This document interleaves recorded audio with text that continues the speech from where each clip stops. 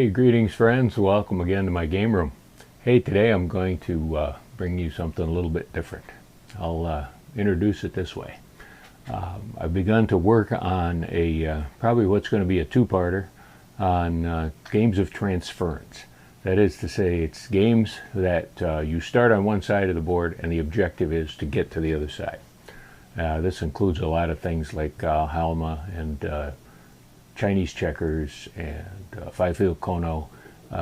There's quite a few of them, and as I started doing my research, I stumbled across one that I hadn't played in a long time that is a really intriguing game that is 120 years old and was very, very popular for a short time, which is a case with an awful lot of these historical games. The game is called Salta. This is what Salta looks like. This is a board that I built myself because you can't find them commercially anymore, and if you can find them in collections, they're not cheap. But Salta is basically set up on a 10 by 10 board, which is nice because then you can play international checkers on that same board. The original pieces were red and green officially. I use black and white just because I like the look of it, but and you see that each player has a rank of stars, a rank of moons, and a rank of suns. Same on the other side, but it's a rotated image. Now your objective is, as I say, with transference game, is to get all your pieces from this side of the board to that side of the board. I'll do a little bit of video wizardry here and show you what it looks like when the game is complete for both sides, just so you get an idea what the objective is. Salta is a two-player strategy board game invented by Conrad Büttenbach in 1899 in Germany. The game attained its highest popularity in the early 1900s before World War I, especially in France and Germany. The World Trade Fair of 1900 in Paris exhibited a Salta board made of mahogany with gold counters adorned by more than 5,000 diamonds. Famous players were the U.S. chess master Frank Marshall, the German world chess champion Emanuel Lasker, and the French actress Sarah Bernhardt. As a matter of fact, here's a picture of Mr. Büttenbach and Sarah Bernhardt playing Salta.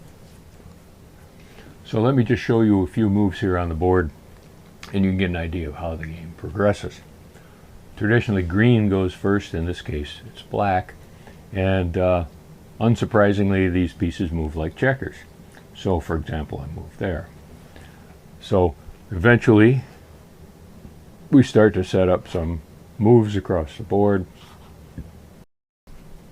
So now it's the white piece's turn, and this guy has to jump. Jumps are mandatory, but there are no chain jumps. So this jumps over here. There's no capturing. This is like Chinese checkers and so on. That my objective is to get to that side of the board. This is not such a bad move for me because the ultimate position for that two-star piece is going to be right there. So I can still get over there. But interestingly, a piece can move backwards diagonally, but cannot jump backwards diagonally. Only jumps are forwards. Let me throw a few moves at you again here. We'll carry on.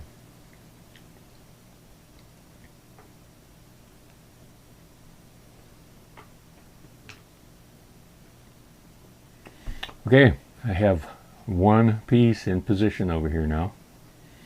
I think I missed a jump in there somewhere. You can correct me if I was wrong, but there actually is a rule for that. If a jump is possible and not made, the rules state that the opponent can point at it and say Salta, meaning the jump was not made. So in that case, that turn is done over again. The player moves back to wherever they started on that move and then does the jump to get back on track. Apparently there's no penalty for that. You just have to take your turn over again.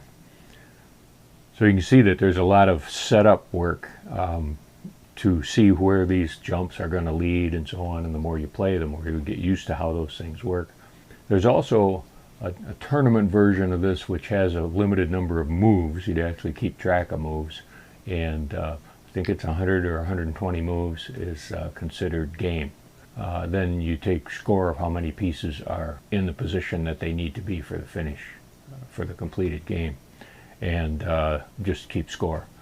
Like I said, I made this game myself. The pieces are just spray painted checkers. The board is made out of some squares of countertop. You can play it on a international checkerboard if you have one. You can lay it out on a piece of paper if you don't.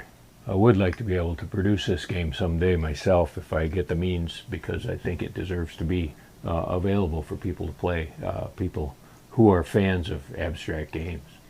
And so that's the game of Salta. Something a little different this time. Hopefully I will get a chance to finish up that larger documentary style video that I'm working on that will include the whole evolution of these transference games. So that's it for this session. Thank you for tuning in again, and be sure and subscribe and click the buttons and the bells and all that down here. Scroll on down in the comments. You can see links to my website, kind of keep track of what's going on in the product department. And Red Hen, of course, where you can buy a lot of the games that we're developing. I will be eager to see your comments on this game and other games on the channel here.